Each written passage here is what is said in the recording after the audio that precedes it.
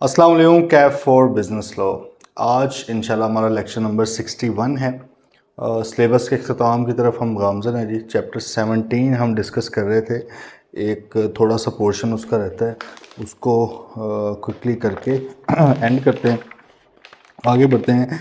देखें, ये जो चैप्टर 17, 18, 16, 17, 18, 1 है, मैं आपको काफ़ी बार कह चुका हूँ कंप्रोमाइज़ नहीं करना, इन पे फेल हो जाएंगे। मैं अभी बता रहा हूँ, सीधा सीधा फेल है अगर आपने इन 4 चैप्टर्स पे कंप्रोमाइज़ किया, क्योंकि 15 से 20 मार्क्स का इसमें से इंतहाई इजी आता है अगर पढ़ा हो तो। ठीक है, इनको 2-2, 3-3 बार आपने पढ़ा होगा ना तो ईज़िली हो जाएगा, अदरवाइज़ बहुत इजीली फेल हो सकते हैं अगर इसको इग्नोर किया। कई स्टूडेंट्स हैं इनको इग्नोर करते हैं इन चैप्टर्स को, फिर बाद में देख रहे होते हैं कॉन्ट्रैक्ट एक्ट तो बड़ा आता था, पार्टनरशिप एक्ट तो बहुत आता था। पार्टनरशिप को भी इवन इतनी इंपॉर्टेंस नहीं देते, कॉन्ट्रैक्ट एक्ट क्योंकि वो इजी है उसी को पढ़ते रहते। भाई कॉन्ट्रैक्ट में से मैक्सिमम 50 नंबर का आना है, और वो भी उसने केस सिनेरियोज बीच में डाल देने हैं। जिनकी प्रैक्टिस नहीं है उनसे वो लिखा नहीं जाना, तो क्यों अपने आप को मुश्किल में डालते हैं, ईजी मार्क्स की तरफ भी आएँ। ठीक है, अच्छा जी, आज का एक हम पढ़ने जा रहे हैं prevention of electronic crimes. Electronic crime से मुराद है ये जो फेसबुक सोशल मीडिया के ऊपर जो चीज़ें होती हैं, जो जिनको क्राइम्स कंसिडर किया जाता है। ठीक है, हेट स्पीच होती है, इदारों के ख़िलाफ़ हर्जा सराई होती है। ठीक है, और इस तरह ये क्राइम्स हैं। इस तरह इलेक्ट्रॉनिक मीडिया के ऊपर भी मतलब टीवी चैनल्स के ऊपर भी अगर होता है तो वो भी। अब ये सारे इलेक्ट्रॉनिक क्राइम्स कंसिडर होते हैं। वो कहते हैं कि इनको किस तरह रोका जाए, लोगों के ख़िलाफ़ भी ना हो और गवर्नमेंट वगैरह के ख़िलाफ़ भी ना हो, तो उसको क्या किया जाए।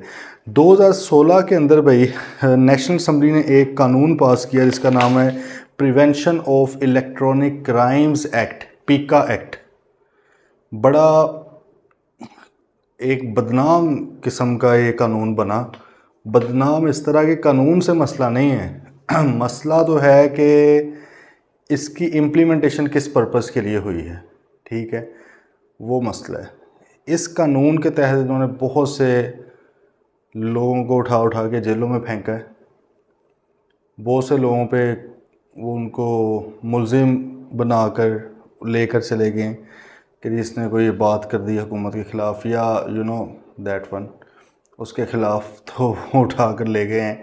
और इस तरह तो इस पे जो सहाफ़ी थे, सहाफ़ी तो खैर पाकिस्तान के क्या हैं यार, डिसऑनेस्ट हैं सारे। मतलब आधे एक पार्टी के साथ हैं, आपको पता है, आधे एक और पार्टी के साथ। बेसिकली पार्टी के साथ नहीं, उनके साथ हैं। वो जिधर को कह देंगे उधर को ये बकरियों की तरह निकल जाते हैं। तो सहाफ़त का तो ये मयार है। खैर उस वक्त प्रोटेस्ट भी हुए कि जी आप ये सहाफ़त पे भी कदगन लगा रहे हैं, क्योंकि ज़ाहिर है हम अगर कोई बात करते हैं तो उसमें फिर आ जाता है कि हम इस ज़ुमरे में ना हमें उठा लिया जाए, ये वो। तो ये सारा सिस्टम है। तो खैर ये पाकिस्तान के अंदर prevention of electronic crimes act भाई एक आया, जिसने जी एक बताया कि इलेक्ट्रॉनिक क्राइम्स होते क्या हैं, उनकी इन्वेस्टिगेशन का मेकनिज़म क्या है, और उनके ऊपर प्रोसिक्यूशन, मतलब कि किस तरह से उसको प्रोसिक्यूट किया जाएगा, किस तरह से चलाया जाएगा केस, किस तरह से सज़ाएँ वगैरह दी जाएंगी, ये सारा कुछ उसमें लिखा गया। ठीक है, अब इस एक्ट को भी ऑब्वियसली सारा तो नहीं आपको पढ़ाया जा रहा है, सारा एक्ट तो इतना मोटा है, आपको तो कुछ थोड़ा सा एक पार्ट हल्का फुल्का आइडिया देने लगे हैं। डेफिनेशंस वगैरह, कुछ सज़ाएं हैं वो आपको बताई जाएंगी, किस किस तरह की सज़ाएं हैं। इलेक्ट्रॉनिक क्राइम्स का आइडिया तो हो गया ना, कि जो इलेक्ट्रॉनिकली होते हैं, जो आप कह लें कि इंटरनेट के थ्रू होते हैं, सोशल मीडिया पे होते हैं, टीवी पे होते हैं, जो क्राइम्स, उनको कहा गया है। अब यहाँ पे क्राइम्स की टाइप्स भी आ जाएंगी, किस किस तरह के क्राइम्स हो सकते हैं। अच्छा, पहले तो उसने भाई कुछ डेफिनेशन बताई हैं। अनऑथराइज एक्सेस, आपको ऑलरेडी भी पता ही है। अनऑथराइज एक्सेस से मुराद है कि जहाँ पर आपको अलाउ ना हो, where you are not authorise to access that system, आप वहाँ पे आप पहुँच जाए उस चीज़ को, अनऑथराइज एक्सेस उसको कहते हैं। मिसाल के तौर पे आपका मोबाइल फ़ोन है, उसके ऊपर आपने पासवर्ड लगाया हुआ है, उसका पर्पज़ ये है कि कोई और बंदा ना जाए। लेकिन अगर कोई बंदा हैक करके वहाँ पर आपके मोबाइल फ़ोन में एंटर हो जाता है तो ऑब्वियसली अनऑथराइज एक्सेस है। ईमेल आपने अब पासवर्ड वगैरह लगाए हुए, लेकिन लोग, आपको पता है हैकर्स हैं, वो यही चीज़, वो अनऑथराइज एक्सेस ही है ना, तो दैट्स अ क्राइम। ठीक है, वो भी क्राइम ही होता है। तो unauthorised access means access to an information system और data which is not available for access by general public. General public के लिए वो अवेलेबल नहीं था विदाउट ऑथराइजेशन और in violation of the terms and conditions of the authorisation. तो भाई आप उसको अनऑथराइज एक्सेस करते हैं, या लेट्स से आपको ऑथराइजेशन दी गई थी but for a limited purpose, but you exceeded that purpose, आपने वो जो लिमिट थी वो पर्पस अब एक्सीड करके उससे और आप उसको यूज़ करें डाटा को, ठीक है। मिसाल के तौर पे आपको एक मॉड्यूल तक, एक सॉफ्टवेयर के एक पार्ट तक आपको एक्सेस दी गई थी, आप वहाँ से हैक करके बाकी चीज़ों में भी घुस गए, ये भी गलत है। आपको ऑल टुगेदर एक्सेस दी ही नहीं गई, आप फिर भी किसी सिस्टम में किसी इन्फॉर्मेशन को जाके एक्सेस करते हैं, ये भी अनऑथराइज एक्सेस है, ठीक है। तो ये आई गेस सिंपल सी बात है। देन आ गया access to data. Access to data means gaining control, control उसके लिए है ability to use, copy, modify और delete any data held in और जनरेटेड बाय एनी डिवाइस और इन्फॉर्मेशन सिस्टम। किसी भी डिवाइस या इन्फॉर्मेशन सिस्टम से जो जनरेट हुआ है डाटा, उसको इस्तेमाल करना, ठीक है, उसको मॉडिफाई करना, चेंज करना, एडिट करना, ये सारा कुछ एक्सेस टू डाटा ही कहलाता है। अब एक्सेस टू डाटा ऑथराइज्ड भी हो सकती है, अनऑथराइज भी हो सकती है। ऑथराइज वाला मसला नहीं है कि मैं खुद अलाउ कर रहा हूँ कि हाँ भाई आप ये डाटा यूज़ कर लें, इसमें तो कोई इशू नहीं है। अनऑथराइज का मसला है कि भाई you are not authorise to use and access this data but you still did it, ठीक है। तो ये चीज़ जो है ये गलत है, ऑब्वियसली ये नहीं होनी चाहिए। नीचे पढ़ेंगे ऑफेंसेस कौन कौन से हैं, उनकी पनिशमेंट्स क्या हैं। अच्छा, फिर आगे एक्सेस टू इंफॉर्मेशन सिस्टम। अच्छा, आपको ये पता ही होगा कि एक तो इन्फॉर्मेशन है, इन्फॉर्मेशन में मिसाल तौर पे बुक्स ये लिखी हुई हैं सारी, इन्फॉर्मेशन सिस्टम है, इन्फॉर्मेशन है, सही है। इन्फॉर्मेशन सिस्टम क्या है? वो सिस्टम जिसके थ्रू आप तक इन्फॉर्मेशन पहुंचाई जा रही है। ये मेरे ख्याल में आइडिया है ना, बेसिक सी बात है कि इन्फॉर्मेशन तो वो चीज़ है जो आप पढ़ रहे हैं, जो आप ले रहे हैं इन्फॉर्मेशन, सही है, जो आप कंज्यूम कर रहे हैं सारा कुछ, लेकिन जिस सिस्टम के थ्रू आपको मिल रही है that is called an information system. आपने वो I2B में पढ़े थे, इन्फॉर्मेशन सिस्टम होते हैं, TPS होता है, MIS होता है, DSS होता है, EIS होता है, एक्सपर्ट सिस्टम होता है, मतलब वो डिफरेंट आपने पढ़े हैं। इन्फॉर्मेशन सिस्टम यानी कि इन्फॉर्मेशन के तरीकाकार, वो IT वाले तरीके थे, मैनुअल भी हो सकते हैं, ठीक है। मिसाल तौर पे एक सिस्टम बनाया हुआ है, जैसे ही एम्प्लॉई आता है वो अपनी अटेंडेंस लगाता है, लिख कर लगाता है, इन्फॉर्मेशन सिस्टम है भाई, कि सिस्टम एक बनाया हुआ कि इसके थ्रू आपने इन्फॉर्म करना है हमें। तो information system can be manual और IT, ठीक है, कोई भी हो सकता है। तो यहाँ पे वो कहता है कि एक्सेस टू इन्फॉर्मेशन सिस्टम से मुराद क्या है कि भाई उस इन्फॉर्मेशन सिस्टम को कॉपी करना, मॉडिफाई करना, यूज़ करने की एबिलिटी, ठीक है, ये सारी आपकी एक्सेस टू इन्फॉर्मेशन सिस्टम में आती। Data damage. डाटा डैमेज भी सिंपल बात है कि जो डाटा था उसको नुकसान पहुंचाना, किस किस तरह नुकसान पहुंचाया जा सकता है। मिसाल के तौर पे आपके पास कोई डाटा है तो उसको कैसे नुकसान पहुंच सकता है भाई, उसको डिलीट करके नुकसान पहुंच सकता है, उसको एडिट करके नुकसान पहुंचाया जा सकता है, ठीक है, उसको मॉडिफाई करके नुकसान पहुंचाया जा सकता है, उसको ऑल्टर करके, तब्दील करके बिल्कुल नुकसान पहुंचाया जा सकता है। बात आ रही है समझ? तो ये डिफरेंट तरीक़ों से नुकसान पहुंचाया जा सकता है, वो सबको डाटा डैमेज बोला जाएगा। नेक्स्ट आ रही क्रिटिकल इंफ्रास्ट्रक्चर। इंफ्रास्ट्रक्चर का आपको पता ही है, जैसे हम कहते हैं फॉर एग्जांपल बिल्डिंग का इंफ्रास्ट्रक्चर, मतलब किस तरह से बनी हुई है, क्या क्या दीवारें शुआरें हैं, कितने कमरे हैं, ये सारा कुछ। ब्रिजेज़ हैं, उनका इंफ्रास्ट्रक्चर भाई कितने पिलर्स हैं, ग्रिड कितना है, सारा कुछ वो, ठीक है।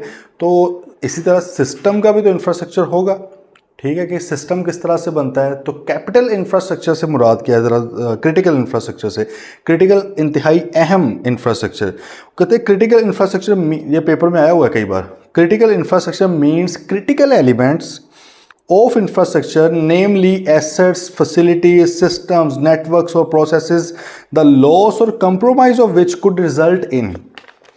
कहता है कि इंफ्रास्ट्रक्चर का तो पता लग गया ना, सिस्टम है एक, सही है, वो उसको इंफ्रास्ट्रक्चर बोला जा रहा है। उस इंफ्रास्ट्रक्चर के हिस्से जिसमें एसेट्स भी हो सकते हैं, मिसाल के तौर पे आप कह लें कंपनी है, एक IT कंपनी है, तो उसके कंप्यूटर सारे बहुत अहम चीज़ हैं, कंप्यूटर उठा कर ले जाओ, उसमें पता नहीं कितना कुछ डाटा है। उसकी नेटवर्किंग, इंटरनेट बहुत ज़्यादा ज़रूरी चीज़ है, वो डिस्टर्ब हो गया तो काम डिस्टर्ब हो जाएगा, ठीक है। उसके लोग बड़े एक्सपर्ट लोग हैं जो वो उसमें आ रहे हैं। तो क्रिटिकल इंफ्रास्ट्रक्चर से मुराद ऐसे फैसिलिटीज़, एसेट्स, सिस्टम्स वगैरह वगैरह, जिनका अगर लॉस हो गया तो क्या रिजल्ट निकलेगा, ये दो चीज़ें हैं। वो कहते हैं वो which could result in major detrimental impact on the availability, integrity और delivery of essential services including those services whose integrity if compromised could result in significant loss of life or casualties taking into account significant economic और social impact। एक तो ये चीज़, और significant impact on national security, national defense और the functioning of the state। ठीक है। The government may also designate any private or government infrastructure in according with above objective as critical infrastructure. भाई बात बड़े गौर से, तहम्मुल से समय नहीं है, वरना बार में आपने कहना सर कितनी चीज़ों को रट्टा लगाने हैं हमने। क्रिटिकल इंफ्रास्ट्रक्चर से मुराद क्या है? वो क्रिटिकल इंफ्रास्ट्रक्चर से मुराद कहता है वो कोई भी ऐसा सिस्टम पाकिस्तान के अंदर, नेटवर्किंग सही है, लोग, एसेट्स, फैसिलिटीज़, कोई भी चीज़ कि अगर उनको नुकसान पहुंच गया उस चीज़ को, तो दो तरह का नुकसान हो सकता है। या तो इस लेवल का हैवी नुकसान हो सकता है कि लोगों की जान माल इज़्ज़त उसको नुकसान पहुंच सकता है, या आपके नेशनल डिफेंस को, दफा को, कौमी दफा तो या उसको नुकसान पहुंच सकता है, या आप कह लें कि स्टेट लेवल का नुकसान कोई हो सकता है। ठीक है। मिसाल के तौर पे अगर पाकिस्तान का कोई सीक्रेट है, ठीक है, अगर वो लीक आउट हो जाए, वो इन्फॉर्मेशन है ना एक, सही है, लेकिन वो क्रिटिकल इंफ्रास्ट्रक्चर है, वो भी उसमें आता है। अगर वो लीक आउट हो गया, किसी दुश्मन के पास चला गया जिससे पाकिस्तान को नुकसान पहुंच सकता है, वो चीज़ क्रिटिकल इंफ्रास्ट्रक्चर थी। उसने डेफिनेशन एक प्रिंसिपल बताया, उसने चीज़ें नहीं बताई कि अच्छा ये वाली चीज़, नहीं, वो कहता है मैं प्रिंसिपल बता देता हूँ, एक उसूल बता देता हूँ, इस उसूल के तहत जो कुछ भी होगा ना वो क्रिटिकल इंफ्रास्ट्रक्चर है। क्योंकि देखें, अगर वो यहाँ पर डेफिनेशन लिखने लग जाता ना, फॉर एग्जांपल यार FBR का डाटा, SCCP का डाटा, आपका PRA का डाटा, डिफेंस का डाटा, इस तरह नहीं उसने लिखा। वो कहता है मैं ये लिखूंगा, इनमें से जो रहता है लोग उनके साथ छेड़खानी स्टार्ट कर देंगे। तो क्यों ना मैं आपको एक डेफिनेशन बताऊँ कि भाईजान कोई भी ऐसा सिस्टम, कोई भी ऐसी फैसिलिटी, कोई भी एसेट्स ऐसे जिनको अगर नुकसान पहुंचाया गया तो दो तरह का मसला हो सकता है। या तो बड़ा कुछ सोशल इकोनॉमिक इम्पैक्ट उसका पड़ जाए, नुकसान हो बहुत ज़्यादा as a whole general public को, या उसकी वजह से नेशनल डिफेंस को या स्टेट लेवल पे कोई नुकसान पहुंचे, तो भाई I will be calling that system और infrastructure as a critical infrastructure. बहुत अहम इंफ्रास्ट्रक्चर है, इसको नुकसान नहीं पहुंचाया जा सकता। नीचे उसने लिख दिया कि गवर्नमेंट जो है वो किसी भी, या स्टेट जो है वो किसी भी इदारे को, किसी भी प्राइवेट या गवर्नमेंट इंफ्रास्ट्रक्चर को क्रिटिकल इंफ्रास्ट्रक्चर कह सकती है। ठीक है। मिसाल के तौर पे आप देख लें कि अचानक ही गवर्नमेंट ने कहा कि वो क्या यार बस है, ये जाहिर है ये पीका एक्ट है, पीका एक्ट के होते हुए बंदा बात भी नहीं कर सकता खुल के। खैर, लाहौर में एक मुकाम था जहाँ पर लोगों ने जाके गलत पथराव शथराव किया। मुकाम बाद में पता लगा वो तो हमारे जो बाबा जी थे, कायद आज़म थे, उनका घर था। हमने कहा अगर उनका घर था तो इनके पास क्यों था। खैर, that was an interesting fact to know. तो पता लग गया कि कुछ ऐसा सिलसिला हुआ है। तो अब वो जिन्होंने भी वो किया है वो गलत जगह पे किया। उन्होंने, गवर्नमेंट ने कहा कि भाई ये क्रिटिकल इंफ्रास्ट्रक्चर था। हमें तो नहीं पता रहा कि ये कोई क्रिटिकल इंफ्रास्ट्रक्चर है, कोई ऐसा एसेट है कि जिसकी वजह से इतना बड़ा ये जो दो चीज़ें इम्पैक्ट आ रही है, लेकिन उन्होंने कह दिया, उसको क्या करें। तो ठीक है, बात आपको समझ आ गई होगी कि भाईजान कुछ चीज़ें हैं जिनको वो कहते हैं कि अगर इस डेफिनेशन के मुताबिक आ गई तो वो क्रिटिकल इंफ्रास्ट्रक्चर। अब ये डेफिनेशन पढ़ने की क्या ज़रूरत है अभी? ज़रूरत इसलिए है कि आगे उसने कुछ 7-8 किस्म के जुराइम बताने हैं, क्राइम्स बताने हैं, ऑफेंसेस बताने हैं कि भाईजान ये ऑफेंस है। जैसे मनी लॉन्ड्रिंग में हमने पढ़ा था, 4 तरह के ऑफेंसेस पढ़े थे कि यार चीज़ चुरा लेना खुद, या किसी ने चुराई हुई है उसको तहफ़्फ़ुज़ फराहम करना, ये जुराइम है। इस तरह की हमने 4 चीज़ें पढ़ी। यहाँ पर भी अब वो कुछ बताएगा कि भाई क्या क्या जुराइम है। इन्फॉर्मेशन चोरी करना, डाटा चोरी करना, क्रिटिकल इंफ्रास्ट्रक्चर को नुकसान पहुँचाना, क्रिटिकल इंफ्रास्ट्रक्चर को सिर्फ एक्सेस ही कर लेना, ठीक है, एक्सेस भी करना, नुकसान भी पहुँचाना, इस तरह की चीज़ें। तो ये हम डिफरेंट चीज़ें यहाँ पे पढ़ेंगे, इसलिए वो आपको डेफिनेशन बताना चाह रहा था। आइए गल कोई समझ नहीं, आ जाओ ज़रा। ऑफेंस कौन कौन से हैं और उनकी पनिशमेंट क्या है इस एक्ट के अंडर। पहले नंबर पे आ गई ऑफेंडर कौन है। पहला आ गया अनऑथराइज एक्सेस टू इन्फॉर्मेशन, मतलब एक मुख्तलिफ किस्म के जुराइम बताए हुए हैं कि पीका एक्ट कहता है भाई मैं 7 तरह के जो जुर्म है ना उनको मैं जुर्म समझता हूँ। अपने कानून के मुताबिक, वैसे तो हज़ारों तरह के और भी जुराइम हो गए, तब मेरे अंडर 7 तरह के मैं इनके ऊपर सज़ा दे सकता हूँ आपको, ठीक है। पहले नंबर पे क्या आ गया, unauthorised access to information system or data. अभी हमने ऊपर पढ़ लिया हुआ है कि इंफॉर्मेशन सिस्टम क्या है, डाटा क्या है, पढ़ लिया ना। अब वो कहता है कि अगर किसी बंदे ने इसको अनऑथराइज एक्सेस किया, मतलब कि he was not authorise to do that, वो हैक कर लेता है किसी का डाटा, किसी की इन्फॉर्मेशन चोरी कर लेता है डाटा, किसी का मोबाइल चोरी करके लेकर चला गया, वो डाटा यूज़ उसका कर रहा है, ठीक है। तो आपको पता है कि मोबाइल फ़ोन में से वीडियो लीक्स हो रही हैं, खैर करने वाले भी फिर पता ही हैं अब तो, जो मतलब जो बड़े लेवल की वीडियोस होती हैं लीक हो, तो फिर वो सारा कुछ देखें किस तरह अयां हो रहा है सामने, ठीक है। शर्म तुमको मगर नहीं आती। अच्छा, तो भाई वो जो है अगर आप किसी का डाटा इस तरह चोरी करते हो, किसी के मोबाइल में से पिक्चर्स निकाल के उसका, आजकल आपको पता है AI के थ्रू पता नहीं क्या क्या हो जाता है, ठीक है। तो अब मतलब जो बंदा खुद है वो नहीं पहचान सकता कि यार ये कोई और है, इस तरह करके AI प्रेजेंट उसको रिप्रेजेंट कर रही है और बना के दे रही है, ठीक है जी। तो भाई अगर तो उसने कहा है कि जो बंदा भी with dishonest intention gains unauthorised access to any information system or data. अब बात है कि इंटेंशन भी डिसऑनेस्ट होनी चाहिए, ठीक है। अब डिसऑनेस्ट इंटेंशन दिलों के राज तो अल्लाह जानता है, ठीक है। तो उन्होंने कहा कि भाई ये भी साबित करना पड़ेगा। अगर सिर्फ ये है कि किसी बंदे ने अनऑथराइज एक्सेस कर लिया, तो उस बेस पे उसको नहीं उठा के केस डाल देना आपने उसके ऊपर, बल्कि आपने पहले देखना कि क्या उसकी इंटेंशन जो थी वो डिसऑनेस्ट थी। ऑनेस्ट इंटेंशन क्या होगी, ऑनेस्ट तो फिर उन्होंने कुछ लोगों को सेफ रखने के लिए कहा होगा कि वो कर लें तो ठीक है। आजकल ना वो कहते हैं कि हर चीज़ सुनी जा रही है, व्हाट्सएप की एक्सेस भी है, सारा कुछ है, वो एक बैठा हुआ है बंदा, वो सुन रहा है वहाँ पे कि क्या क्या बातें चल रही हैं। तो वो तो डिसऑनेस्ट नहीं है, ऑनेस्ट इंटेंशन है उनकी, तो उनकी कैसे डिसऑनेस्ट हो सकती है। डिसऑनेस्ट तो हम लोग जैसे लोगों की होती है, मतलब हम है ना गलत लोग, तो वो तो सही है। तो खैर डिसऑनेस्ट इंटेंशन अगर किसी की है तो, और अनऑथराइज एक्सेस भी उसने कर लिया इन्फॉर्मेशन सिस्टम को या डाटा को किसी बंदे के, तो भैया उसने जुर्म किया। अब उसके साथ क्या होगा, उसको 3 महीने तक की सज़ा होगी और 50,000 रुपये तक का जुर्माना होगा, ठीक है। ये छोटा सा भी जुर्म है, इन्फॉर्मेशन सिस्टम को एक्सेस कर लिया है वो। अभी सिर्फ एक्सेस किया है, अब अगली बात है कि उसको यूज़ भी किया है उसने। देखो पहला कह रहा है कि सिस्टम के अंदर घुसा है वो बंदा, तो उसको होगी 3 महीने तक की सज़ा और आपका 50,000 रुपये तक का जुर्माना। ये तो हुआ सिर्फ इंफॉर्मेशन सिस्टम या डाटा को एक्सेस करने पे। अगली बात, अनऑथराइज कॉपिंग और ट्रांसमिशन ऑफ डाटा। अगर भाई अब वो सिस्टम में तो जा चुका है, अब अगर वो वहाँ से डाटा कॉपी करता है या ट्रांसमिट करता है, मतलब USB लगा के या ईमेल भेज लिया, अपने आप को मतलब ट्रांसफ़र कर लिया, ठीक है। लोग जाहिर है डाटा क्यों एक्सेस करेंगे अगर कुछ करना ही नहीं है तो। अगर तो ऑनेस्ट इंटेंशन है तो फिर तो कोई नहीं करेगा, अदरवाइज मेरे ख्याल में अगर आप अनऑथराइज एक्सेस कर रहे हो किसी चीज़ को तो डिसऑनेस्ट इंटेंशन ही होती है यार, मतलब और क्या है। ये तो पता नहीं क्यों उन्होंने बीच में से एक चौरस्ता निकाल दिया कि डिसऑनेस्ट। भाई जिसने किया है डाटा, मैं फॉर एग्जांपल किसी का लैपटॉप पकड़ लेता हूँ, उसमें पासवर्ड लगाता हूँ, क्या कोई मानेगा कि मेरी ऑनेस्ट इंटेंशन है? भाई ऑनेस्ट क्या है उसके अंदर, मैं किसी का क्यों लैपटॉप देख रहा हूँ, क्यों कर रहा हूँ। बचपन से जब हम छोटे थे तो इस्लामियात के उसमें सब्जेक्ट में पढ़ाया जाता था, किसी की चीज़ बगैर उससे पूछे इस्तेमाल ना करें, ठीक है। मतलब ये तब से हमें चीज़ें बताई जा रही हैं ये।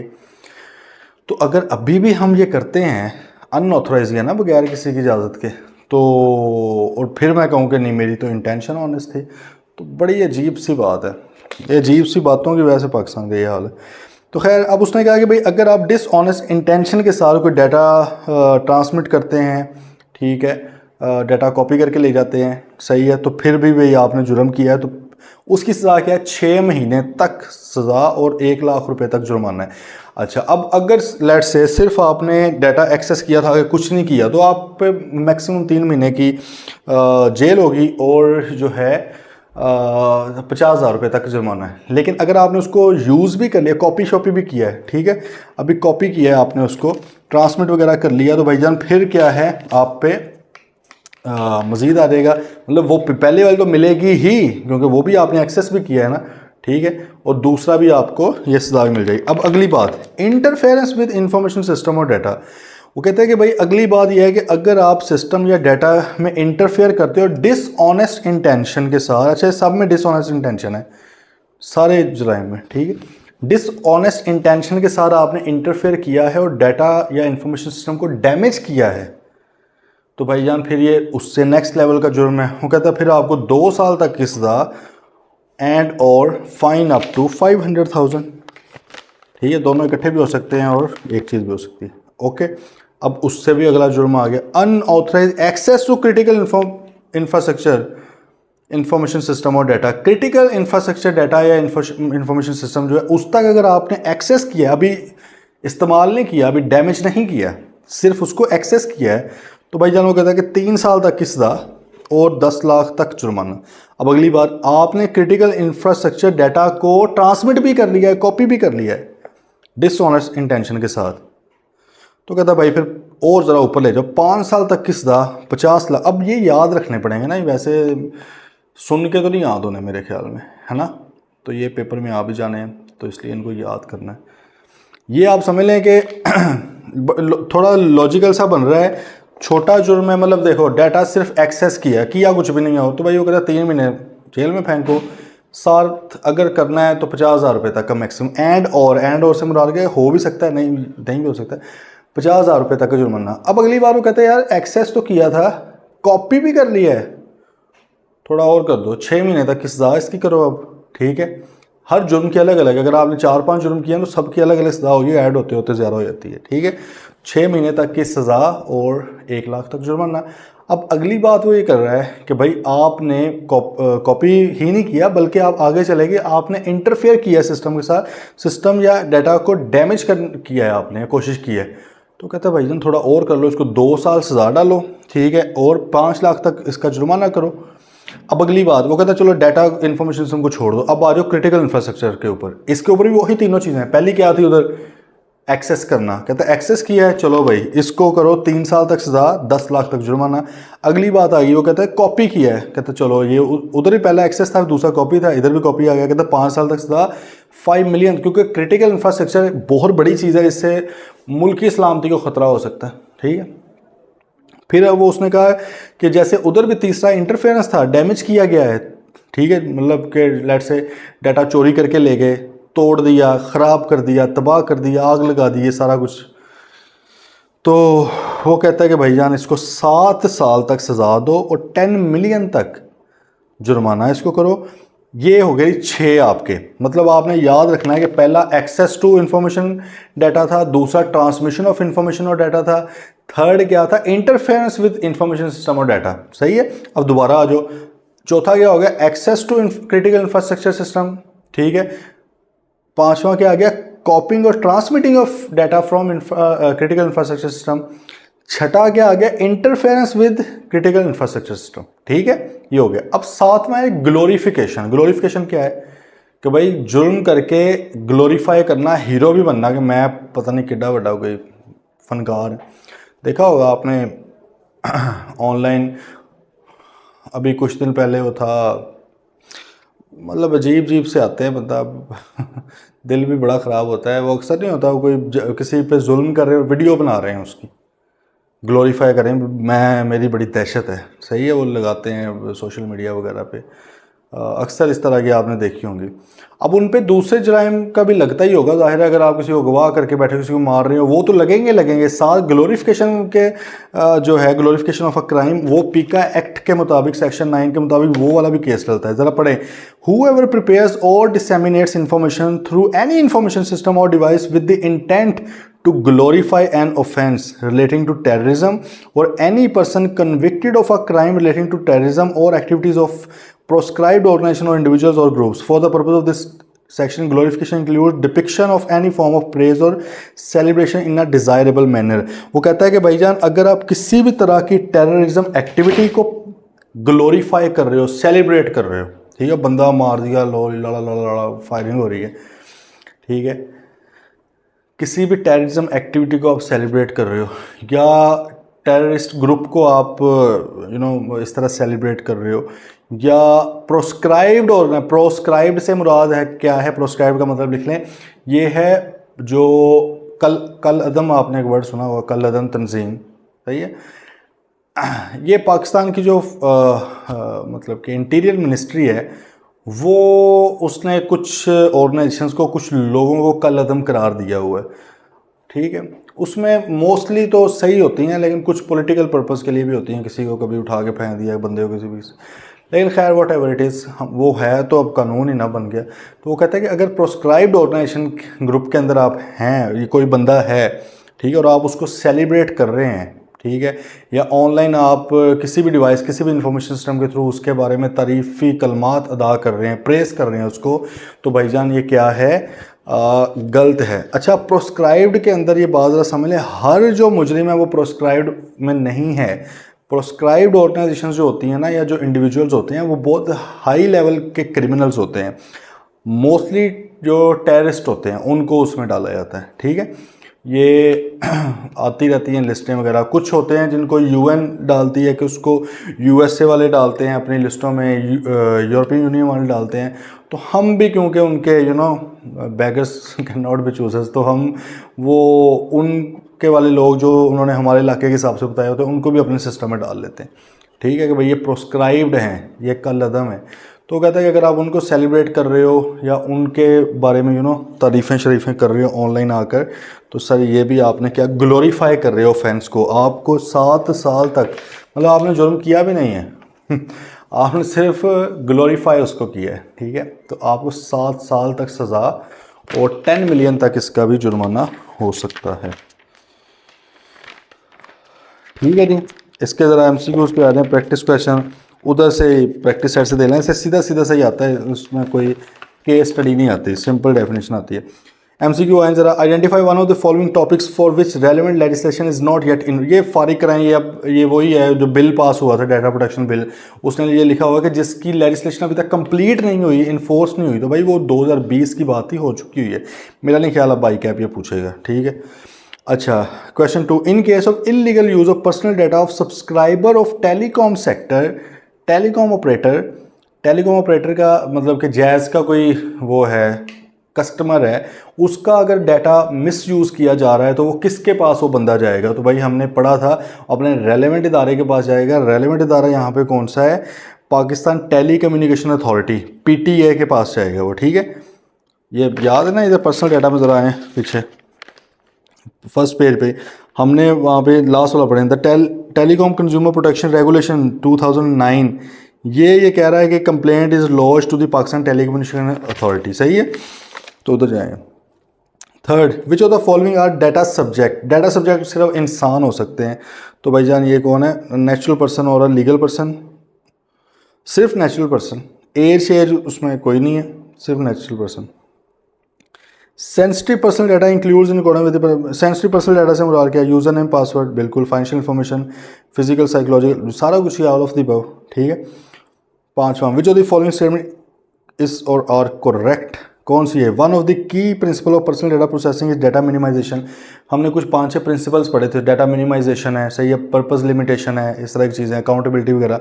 वो कहते हैं उनमें से कौन सा स्टेटमेंट करेक्ट है, तो पहली तो करेक्ट लग रही है। दूसरी क्या है, one of the individual rights in relation to personal data is processing is right to withdraw consent, तो ये भी था, उसका राइट था। आ रहे हैं ज़रा पीछे एक बार, ये एक तरफ लिखे हुए की प्रिंसिपल्स, कोई 7 प्रिंसिपल लिखे हुए हैं, और दूसरी तरफ आपके कोई 9 इंडिविजुअल राइट्स लिखे हुए हैं जिन बंदों का डाटा, तो उसमें है ये, तो बोथ 1 और 2 हो जाएगा। 6 number, which of the following offence might result in longer imprisonment और हायर फाइन। वो कहता है ये जो डाटा, ये prevention of electronic crime act, पीका एक्ट है, इसके मुताबिक सबसे ज़्यादा सज़ा किस में होगी। अच्छा जी, ग्लोरिफिकेशन ऑफ एन ऑफेंस, ये तो मैं पता ही है कि इसमें सबसे ज़्यादा ही होती है ना, 7 साल तक सज़ा और 10 मिलियन तक जुर्माना। एक ये था, और एक आपका ये जो इंटरफेरेंस विद क्रिटिकल इंफ्रास्ट्रक्चर है। दूसरा आ गया अनऑथराइज्ड एक्सेस का मसला, इतना बड़ा नहीं था, कॉपिंग का भी नहीं कॉपिंग, तो भाई सबसे ज़्यादा फिर क्या है, ग्लोरिफिकेशन ऑफ एन ऑफेंस है। हाँ, अगर यहाँ पर लिखा होता कि इंटरफेरेंस विद क्रिटिकल इंफ्रास्ट्रक्चर, तो फिर 2 ऑप्शन सही होने थे, क्योंकि ग्लोरिफिकेशन भी है, बट वो है ही नहीं। 7, विच of the following of offence might result in shorter imprisonment, सबसे थोड़ा या लोअर फाइन इनमें से किस में होता है, इंटरफेरेंस विद इंफॉर्मेशन सिस्टम नहीं, अनऑथराइज देख लेते हैं शायद हो, अनऑथराइज एक्सेस नहीं, क्रिटिकल इंफ्रास्ट्रक्चर तो बड़ी चीज़ है। मतलब है कि अभी तक छोटी चीज़ इंफॉर्मेशन सिस्टम के साथ इंटरफेरेंस आई है, फिर आगे लास्ट आ गया इंटरफेरेंस विद क्रिटिकल। तो भाई अगली तीनों चीज़ें तो क्रिटिकल इंफ्रास्ट्रक्चर की है ना, ये तो ज़रा हाई एंड चीज़ें हैं। याद है सबसे पहला मसला डाटा को जो है, मतलब सबसे छोटा जुर्म क्या है, डाटा या इंफॉर्मेशन सिस्टम को एक्सेस करना। उससे थोड़ा सा बड़ा जुर्म क्या है, उस डाटा या इंफॉर्मेशन सिस्टम से कॉपी भी करना। उससे बड़ा जुर्म छोटा सा क्या था कि आपने इंटरफेयर भी किया डाटा या इंफॉर्मेशन सिस्टम के साथ। ये तीन थे। फिर उनसे बड़ा आगे क्या आता है, क्रिटिकल इंफ्रास्ट्रक्चर को एक्सेस किया है। फिर उससे बड़ा क्या था, क्रिटिकल इंफ्रास्ट्रक्चर सिस्टम को कॉपी किया है। फिर उससे बड़ा क्या था, क्रिटिकल इंफ्रास्ट्रक्चर सिस्टम से इंटरफेरेंस भी की है। और फिर एक अलग से ग्लोरिफिकेशन है। तो तरतीब में जाना है ना हमने। तो ये तीसरे नंबर पे नीचे से ऊपर को आते हुए कौन था, ये 1 वाला था, ए। 8वां, which of the following offence में result in imprisonment which may extend to 3 years और fine which may extend to 1 million। कहते हैं 3 साल तक सज़ा और 1 million तक जुर्माना, ये किस उसका है। तो भाई ये देख लेते हैं। ये अब ये याद रखने वाली चीज़ें मेरे ख्याल में। अनऑथराइज कॉपिंग, ये लास्ट वाला होगा इंफ्रास्ट्रक्चर डाटा का, ठीक है, बल्कि थर्ड वाला था अनऑथराइज एक्सेस टू। हाँ, एक्सेस अगर आप करते हैं तो फिर आपको होता है। ओके, तो ये सी वाला था, ठीक है। ये याद रखनी पड़ेगी ना आपको सारी चीज़ें। 9 आ गया, विच ऑफ द फॉलोइंग ऑफेंस में रिजल्ट इन प्रिजन विच में एक्सटेंड टू 6 month और फाइन विद 1 lakh। 6 महीने की सज़ा और 1 lakh। तो ये दूसरा था, क्योंकि पहला 3 महीने की सज़ा 50,000 था, दूसरा 6 महीने की सज़ा 1 लाख था। तो आपने इस तरह इसको याद कर लेना। पहला क्या था, एक्सेस टू इन्फॉर्मेशन सिस्टम। दूसरा क्या था, कॉपिंग और ट्रांसमिटिंग डाटा। तो भाई वो देख लेते हैं। दूसरा आ जाएगा ना, अनऑथराइज कॉपिंग और ट्रांसमिशन ऑफ डाटा, ये आएगा। Okay, last question, which of the following offence में रिजल्ट इन इम्प्रिजनमेंट विच में एक्सटेंड टू 7 years और फाइन विच में एक्सटेंड 10 million। तो भाई ग्लोरिफिकेशन ऑफ ऑफेंस का भी है और इंटरफेरेंस विद क्रिटिकल इंफ्रास्ट्रक्चर भी। तो बी एंड सी हो जाएगा, बी सी, ठीक है। ओके, सीन है।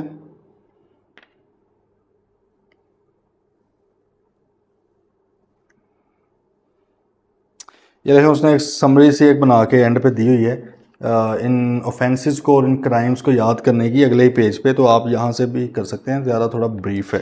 बाकी वो रन डाउन के अंदर भी बना के दिया हुआ है, तो उधर से भी आप देख सकते हैं। ठीक है भाईजान, चलें इंशाल्लाह। एक चैप्टर 18 रह गया और चैप्टर 1 हमारा रह गया है। चैप्टर 18 इंशाल्लाह फिर हम जो है कल करते हैं start. Till then take care, अल्लाह हाफ़िज़।